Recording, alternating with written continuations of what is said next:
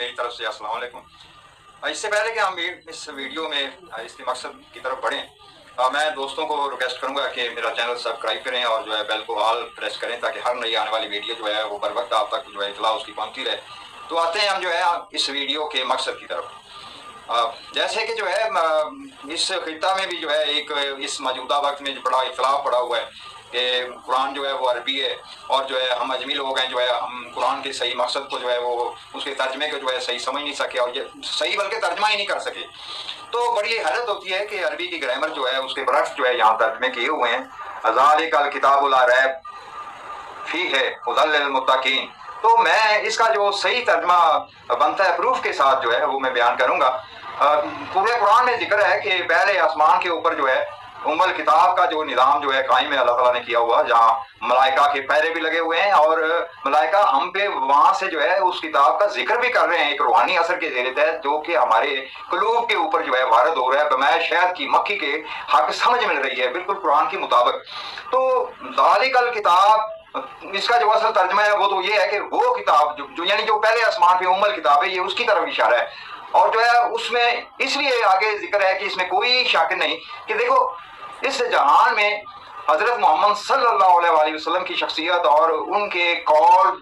से निकला हक रोशन वही कुरान की शक्ल में आज तक हमारे पास जो है वो दुरुस्त है। ये तीन चीजें बनती हैं, हजूर पाक सल्लल्लाहु अलैहि वसल्लम की शख्सियत,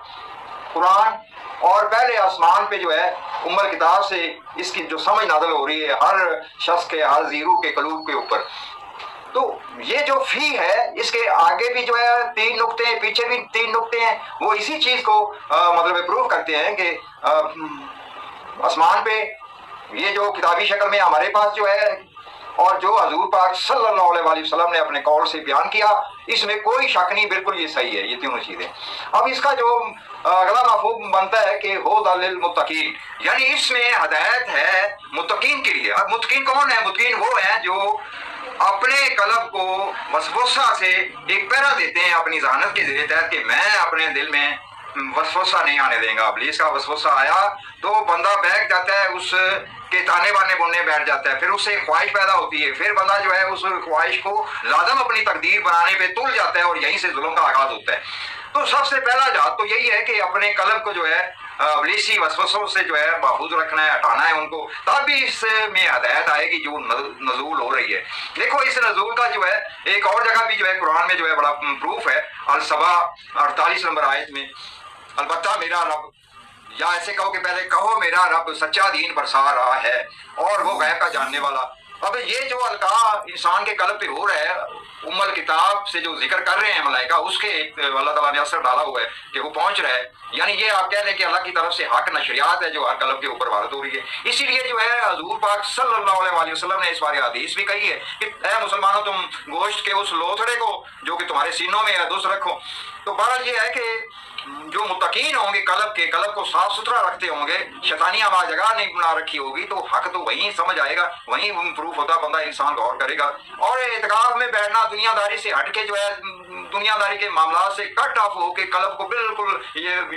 तन्हाई और यकसुई देना जो है उसमें यही मकसद है। और यही मकसद जो है हजूर पाक सल्लल्लाहु अलैहि वसल्लम ने जो है एक्सरसाइज की गारे हिरा में बैठ के कि जो है मतलब है इंसान जो है अपने कल्ब को इस हद तक दुनिया से दूर ले जाए और जो है यहाँ जो है रूहानी दुनिया में दाखिल होकर उसको समझा जाए। और यही वो अब पहला इक़दाम है मुत्तकीन होने का कि इंसान जो है वो अपने इस कलम में जो